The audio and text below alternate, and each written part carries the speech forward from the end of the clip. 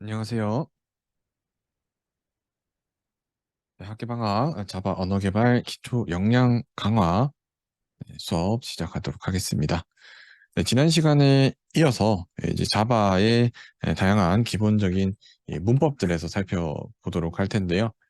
사실 이제 조건문, 반복문, 배열 같은 경우는 다른 이 프로그래밍 언어를 사용하신다면 한 번은 사용해 보신 기술이실 거고요. 그래서 이 이 장에서 다루게 될 내용으로는 이 조건문, 조건에 따라 다른 문장을 실행하는 조건문, 그리고 조건에 따라서 특정 문장들을 반복하는 반복문, 그리고 이 자바 배열을 생성하고 배열을 활용할 수 있는 내용들에 대해서 살펴보도록 하겠습니다. 자, 우선 이 조건에 따라서 이 특정 조건이 참일 때는, 예를 들어 우리 뭐 인터넷에서 어떤 상품 구매한다면 가격이 2만 원 이상인 제품을 살 때는 배송비가 0원.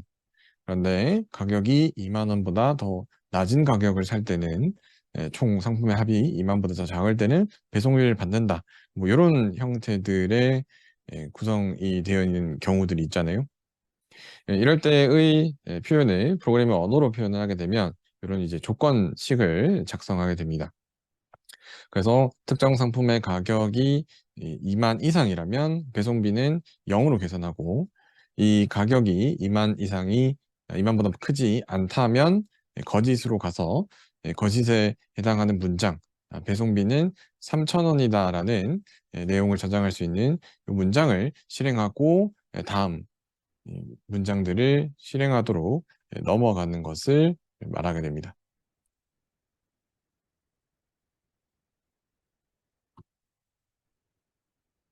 자, 그럼 이 if, else 구문은 우리가 현실 세계에서 특정 조건을 만족할 때, 그리고 그 특정 조건을 만족하지 않을 때에 따라서 처리되는 형태인데요.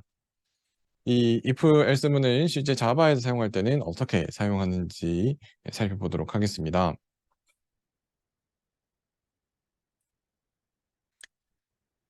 네, 기본 이 if, else 문장은 이런 형태로 쓰게 됩니다. if, 만약에, 그리고 괄호를 열어서 열어진 괄호 안에 우리가 판단을 해야 하는 이 조건식.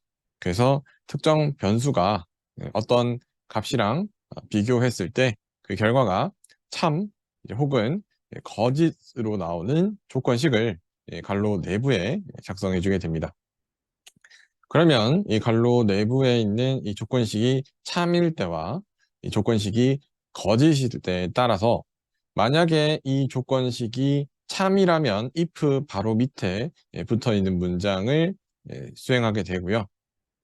그런데 이 조건식이 계산해 봤더니 그 시점에 조건식이 거짓이다라고 하면 if 바로 밑에 있는 문장을 실행하지 않고, 만약에 if랑 같은 요 묶음의 라인에 else가 있으면 이 else 뒤에 있는 문장을 실행해 주게 됩니다.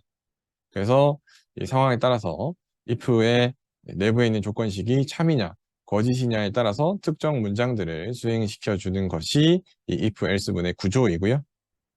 그래서 이클립스에서 간단하게 보여드리고 예제를 한번 풀어보도록 하겠습니다.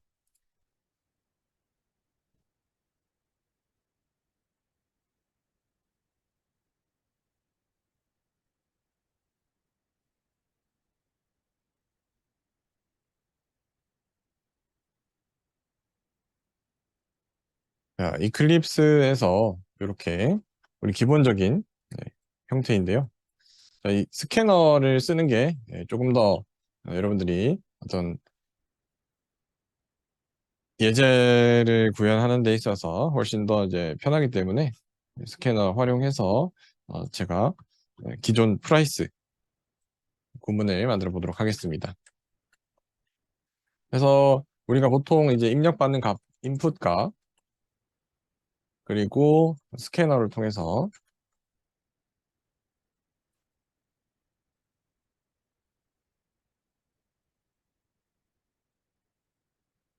sC에서 next int로 받습니다. 그 값을 인풋에 넣어주게 되고요. 입력받은 이 인풋의 값에 따라서 if price 2만, 이게 프라이스가 이제 인풋이 되겠죠.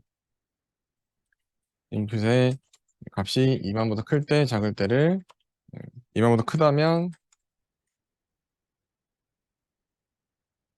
배송비 0, 그냥 프린트 ln으로 바로 그냥 화면에 콘솔로 출력을 해버리겠습니다. 3,000원. 이렇게 만들어줄 수 있습니다. 그러면 제가 가격을 이렇게 30만 원이다 하면 배송비가 0원. 다시 런을 눌러서, 그럼 여기 넥스트 인트에 멈춰 있겠죠. 여기서 가격을 10,000원이다 라고 하면 배송비 3,000원. 이렇게 나오는 요 형태를, 그죠? 여기가 조건식이 참일 때, 조건식이 거짓일 때에 따라서 이런 처리를 할 수 있게 되고요. 그럼 요 코드를 활용해서 입력받은 정수가 홀수인지 짝수인지 말해주는 프로그램을 작성해 보자. 네.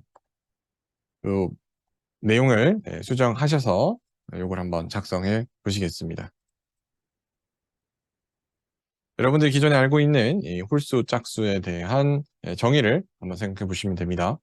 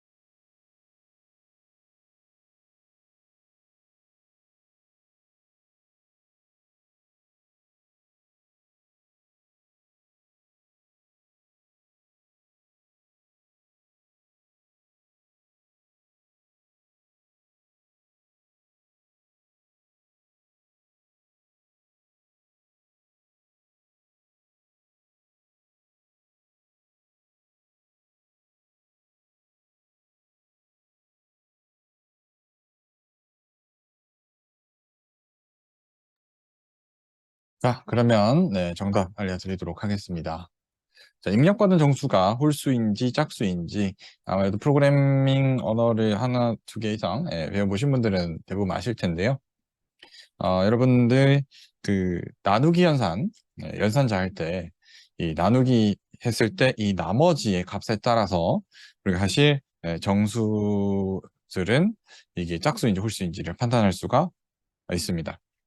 그래서 2로 나누었을 때 나머지가 0이면 짝수이고요. 그죠? 2로 나눴을 때 0이 아니면 홀수입니다가 되게 됩니다. 이렇게 실행을 해보면 여러분들이 13 홀수입니다. 12 짝수입니다. 이렇게 이 홀수와 짝수를 구분해서 확인을 하실 수 있게 됩니다.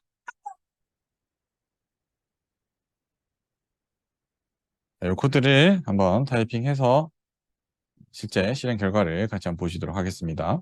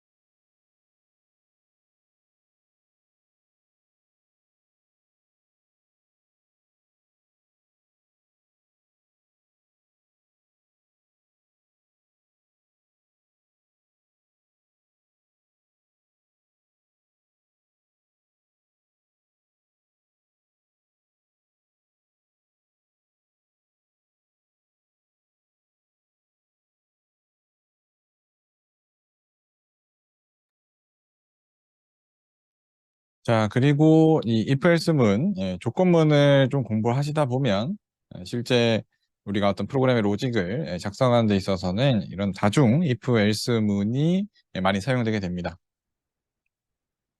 이 다중 if else문은 어떤 특정 조건문이 참과 거짓으로 두 개로만 분기를 할 수가 있는데 우리가 어떤 조건을 이렇게 분기하는 상황이 꼭 두 개가 아닐 수도 있죠. 간단한 예제로 보면 이런 학점 결정. 어, 학생들의 성적에 따라서 절대평가라면 성적이 90점, 80점, 70점, 뭐 이런 어떤 구간에 따라서 점수가 다를 때, 그러면 이 if else 문을 어떻게 하냐. if else 문 자체는 참일 때와 거짓일 때로 크게 두 가지로밖에 구분을 할 수가 없는데 말이죠. 그럴 때 이제 사용하는 것이 이 다중 if else 문인데요. 저희는 그냥 구조만 보도록 하겠습니다. 실제 우리가 요 다중 if else 문을 사용할 수는 없으니까요. 사용하기에는 좀 내용이 많아서 여러분들이 보고 있는 요 if else 문을 활용해서요. 만약에 입력 값이 90보다 크다. 그러면 이건 당연히 성적이 100점 만점이라면 100에서 90보다 크다니까 91점까지를 말할 것이고요. 나머지 조건이 90에서 0점까지를 말할 건데, 그럴 때 뭘 하냐? 이 else 안에서 다시 또 if else를 쓰는 겁니다. 그래서 여기서 80 이상이다 라고 하면, 이때는 이 현재 요 문장에 오는 조건은 90보다는 작은데 80보다는 크니까 81에서 90 사이의 값을 말하는 것일 거고요. 80보다 크지 않는 이 거짓 값들은 80보다 작거나 같은 이런 범위에 해당하는 값들이 되고요. 그래서 이렇게 여러 가지 상태로 A, B, C 이렇게 세 가지 이상의 상태로 여기 또 if else만 쓰면 되니까요. 이런 게 이 다중 조건문인데요. 뭐 이렇게 어렵게 생각하실 필요 없고요. 이런 if else의 여러 번의 반복이다 라고 생각하시면 되고, 실제 프로그래밍 언어를 좀 아시는 분들은 이렇게 if else 이렇게 붙여서 쓰실 텐데요. 이게 실제로 이런 if와 else 구조, if와 else 구조의 반복되는 형태입니다.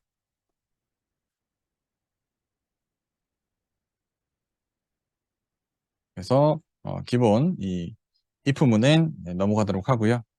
스위치문 같은 경우는 if문처럼 어떤 제어를 할 수 있는 조건식이긴 한데, 이 어떤 수와 같냐라는 관점을 가지고 비교를 하는 것이고요.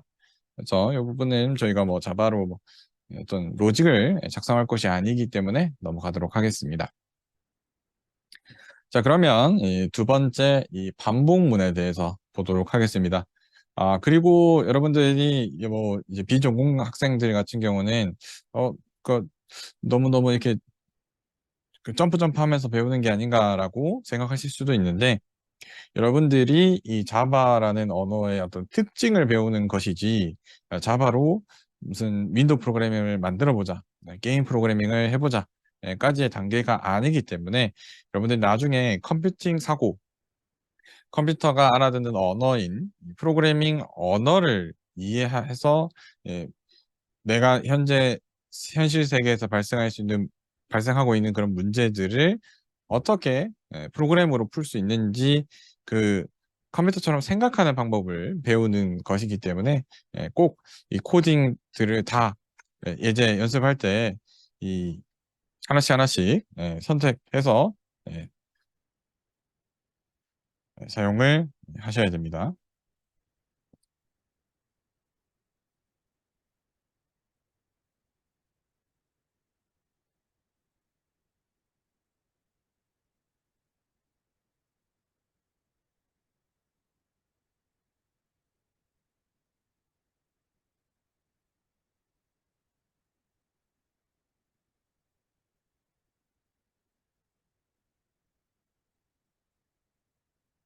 자, 그러면 두 번째 반복. 반복 같은 경우는 우리가 이 조건문 같은 경우는 그 해당 조건을 만족하면 참, 만족하지 않으면 거짓으로 표기되는 것인데요. 이 특정 조건이 거짓이 되는 상황이 될 때까지 참이라면 계속해서 이 조건식의 특정 문장들을 수행하는 겁니다. 그래서 이 어떤 우리 타임 루프라고 하잖아요. 그 어벤져스의 그 도르마무 하는 닥터 스트레인지가 계속해서 루프를 만들어 버리잖아요. 반복되는 어떤 상황. 언제까지 그 도르마무가 이 현상을 포기할 때까지 그걸 계속 그냥 하는 겁니다. 계속 다시 원래대로 돌아오고 다시 원래대로 돌아오고.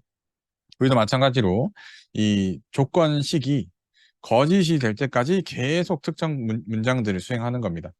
그 내용은 이런 형태가 되는데요. 이 포문이라고 하고요. 포문. 그래서 이 특정 이 조건식을 써주고 이 조건식이 참이라면 이 조건식 뒤에 있는 이 중괄호 안에 있는 문장들을 수행하는 겁니다. 참이라면 수행하고 참이라면 수행하고 참이라면 수행하고 언제까지? 여기가 거짓이 될 때까지 수행을 하게 되는 것이 이 포문이고요. 그래서 이 포문을 활용하게 되면 여러 개의 반복적인 어떤 출력을 할 때 사용하기가 아주 좋습니다. 그러면 요 간단한 0부터 4까지 출력하기 문장을 보고 어떻게 포문을 쓰는 건지를 보여드리도록 하겠습니다. 무엇이냐면 여러분들이 뭐 이런 내용이 필요할 수 있습니다.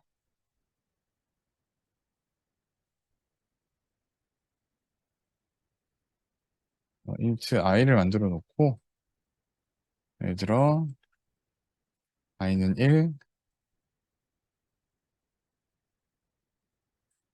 그다음에 i 값 자체가 1이니까요.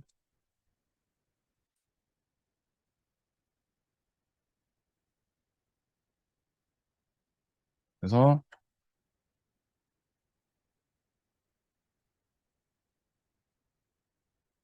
이렇게 하게 되면 그 해당 시점에 요 프린트 LL을 하는 해당 시점에 i가 값이 1이기 때문에 1이 나오고요.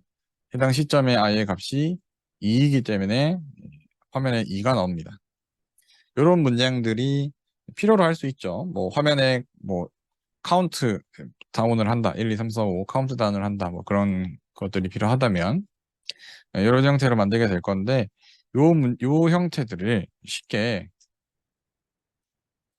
i는 1부터 5보다 작거나 같을 때까지 i가 1씩 증가한다.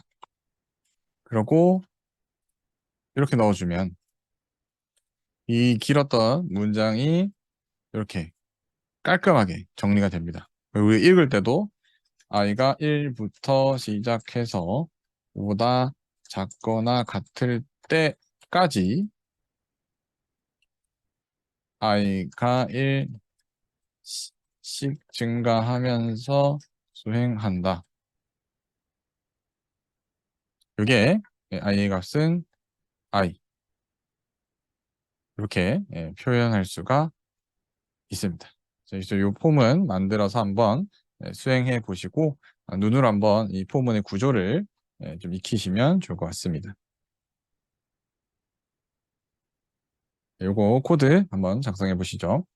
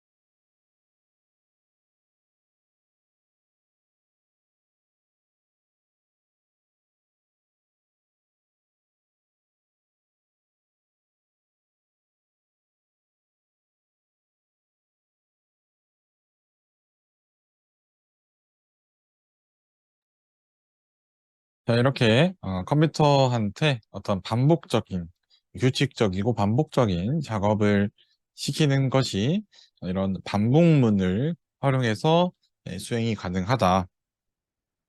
뭐 여러분들이 보는 뭐 바코드 같은 걸 출력한다든지 그 은행이나 이런 관공서 가면 이제 번호표 표시 이렇게 출력해주는 그런 시스템들도 있잖아요. 그런 것들도 이제 반복문을 이용해서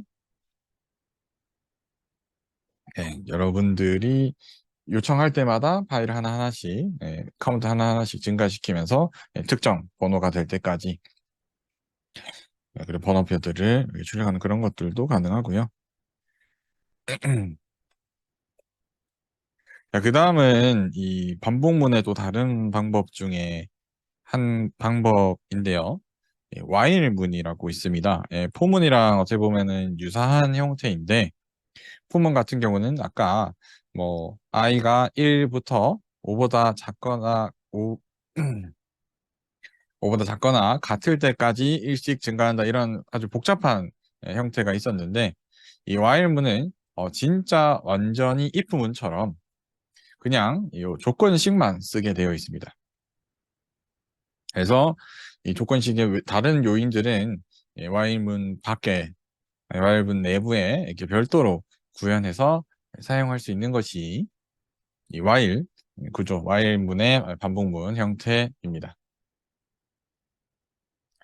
그래서 여러분들이 뭐 while 폼은 꼭막 이렇게 다 정확히 알고 계실 필요는 없고요. 이런 형태로 컴퓨터가 사고하기 때문에 우리는 컴퓨터로 구현해야 될 어떤 문제 해결 방법들을 조건 혹은 반복 형태로 구현을 하면 되는구나 라고 이해하시면 됩니다. 그런데 이 while문이나 이런 폼은 이런 반복문을 잘 못 사용하다 보면 우리 도루마무 같은 경우처럼 이제 무한 루프가 발생하기도 합니다. 이 조건식이 언젠가는 포문도 마찬가지고요. 조건식이 언젠가는 거짓이 되어야 무한히 참을 수행하지는 않을 거예요. 참일 때 특정 조건, 특정 문장을 수행을 하게 되는데 그 조건식이 항상 평생 참만 나오는 조건식이라면 이 내부에 있는 문장들을 계속 수행하게 되겠죠. 그래서 이 내용들을 빠져나가게, 무한 루프를 빠져나가게, 무한 루프가 생기지 않도록 잘 만들어 두어야 한다. 그래서 여러분들이 보통 이 컴퓨터를 사용하시다가 프로그램이 뭐 응답 없음 이런 상태 될 때 있잖아요. 약간 불투명해지면서 이 프로그램이 응답이 없습니다. 작업을 끝내시겠습니까? 뭐 대기하시겠습니까? 라고 뜨는 상황들을 한 번씩 보셨죠. 컴퓨터 사용하시다 보면. 네, 그런 상황이 발생했을 때, 그냥 컴퓨터가 뭐 고장이 났네. 뭐 프로그램이, 뭐 게임이 고장이 났네. 누가 문제네. 뭐 이렇게 생각을 하고 그냥 넘어가실 텐데, 그런 상황이 왜 발생하냐? 바로 이 무한 루프 때문에 발생을 하게 됩니다. 이 무한 루프는 왜 이렇게 발생을 하게 되냐면, 이, 그렇죠. 무한 루프는 뭐 발생할 수 있는데, 그 윈도우즈에서 그런 형태로 보여지는 이유는 윈도우즈라는 이 운영 체제가 우리 프로그램들한테 이제 실행할 수 있게끔 제가 지금 사용하고 있는 뭐 줌이나 파워포인트 같은 프로그램을 실행할 수 있게끔 해주는데 이 윈도우즈도 얘들을 이제 감시를 하는 겁니다. 우리 뭐 예를 들어 도로에 잠시 정차하는 차들, 주차하는 차들이 있는데 일정 시간 이상 오랫동안 주차하고 있으면 그 차를 견인해가지고 끌고 가버리잖아요. 왜냐면 이제 교통 흐름에 방해가 되니까. 운영 체제도 마찬가지입니다. 여러 개의 프로그램들이 실행되고 있으면 뭐 사용자가 필요로 해서 여러 개의 프로그램을 실행했다면 뭐 상관은 없는데 보니까 뭐한 개의 프로그램이 실행되면서 아무 일도 안 하면서 좀 계속 켜져 있는 것 같다. 그럴 때 이제 운영 체제가 이 프로그램한테 이제 쿡 찔러 봅니다. 프로그램한테. 이렇게 차 문 이렇게 똑똑 두드려서 사람 있습니까? 라고 하는데 대답이 없는 겁니다. 왜? 이 프로그램이 무한 루프에 빠져서 자기 혼자 막 이상한 계산을 혼자 계속 하고 있어서 정상적인 어떤 사용자가 멈추라고 해도 응답할 수도 없고 그 무한 루프를 처리하고 있기 때문에 그런 상황일 때 운영체제가 경찰이 그냥 그 차를 견인해서 꺼버리는 겁니다. 그래서 그때 이 사용자들한테는 이 프로그램이 응답이 없다. 그래서 이 프로그램 그냥 꺼버릴까? 아니면 네가 이거 원래 의도한 거라면 계속 기다릴 거냐? 그래서 대기라고 하는 겁니다. 거기서 뜨는 그 대기가 이 프로그램이 지금 운영체제가 봤을 때 응답이 없는데 네가 이 프로그램 응답할 때까지 기다려 주겠냐라는 이야기입니다. 대부분 여러분들 이렇게 그런 상황이 뜨면 그냥 컴퓨터 프로그램 꺼버리고 그죠? 프로그램이 문제다라고 하는데 이게 뭐 상황 자체가 뭐 여러 개가 있을 수 있지만 어쨌든 이 그 현상이 발생한 것은 운영 체제가 프로그램한테 일어나세요라고 했는데 어떤 이유로 인해서 프로그램이 운영 체제한테 응답을 하지 않아서 운영 체제가 얘 문제 있다라고 이렇게 알림을 주는 상태입니다. 그게 꼭 프로그램의 문제일 수도 있지만 프로그램 문제가 아니라 어, 운영 체제의 문제거나 뭐 그때 뭐 서버의 어떤 문제거나 상황은 다양할 수 있습니다. 그래서 우리가 이런 반복문을 쓸 때는 무한 루프가 발생해서 프로그램이 운영 체제의 응답을 제대로 하지 않는 그런 경우가 생기지 않게끔 해야 한다라는 것을 예제를 통해서도 확인해 볼 수 있고요. 자, 그 다음은 배열입니다. 간단하게만 보도록 하겠습니다. 우리 배열을 쓰는 이유는 크게 이 변수들을 우리가 많이 만들어야 되는 상황이 있을 때, 그래서 그러면 변수 이름을 뭐 A1, A2, A3, A4 이게 만들어 쓸 수 없잖아요. 근데 그게 한두 개여야지 만들어 쓰지. 이게 뭐 10개, 100개가 됐을 때 이 변수들을 한 번에 여러 개 만드는 게 좀 힘드니까 이 배열이라는 개념을 씁니다. 그래서 이 배열을 이렇게 하단처럼 int 괄호 열고 괄호 닫고 s는 이제 s라는 게 이제 변수 이름이죠. 그다음에 뒤에 원래는 우리가 이 값을 넣어줬죠. int s는 3 이렇게 값을 넣어줬었는데 여기에다가 new 새로 만들어라. 뭘 int를 몇 개를 10개를 이렇게 해주면 이 s라는 이름에 이렇게 10개짜리의 배열이 만들어지게 됩니다. 이렇게 만들어진 배열에 각각의 하나, 둘, 셋, 넷, 다섯, 여섯 각각의 int 하나씩의 값들을 저장해서 활용이 가능하게 됩니다. 그래서 이 내용은 어, 간단하게 저희가 뭐 좀 객체 지향을 볼 거기 때문에 크게 활용하지는 않을 건데요. 이런 이 배열이라는 구조가 있구나 정도만 알아두시면 좋을 것 같습니다. 사실 뭐 자바 같은 경우는 뭐 스트링이나 뭐 여러 클래스들이 존재하기 때문에 배열을 크게 많이 사용하지는 않습니다. 네, 그럼 오늘 수업은 여기까지 하도록 하고요. 이 내용들을 조금 빨리빨리 나가는 이유는 우리가 요 실제 문법들을 막 배워서 활용하는 것이 목표가 아니라 궁극적인 이 수업 자체의 목표는 객체 지향이라는 자바나의 특징을 배우는 것이기 때문에 이 내용 좀 빨리 가는 편인데 궁금한 게 있거나 뭐 여러분 다른 이제 수업 시간에 활용했던 그런 것들 궁금한 게 있으시면은 따로 질문 올려주시면 답변 드리도록 하겠습니다. 그럼 오늘 수업은 여기까지 하겠습니다. 수고하셨습니다.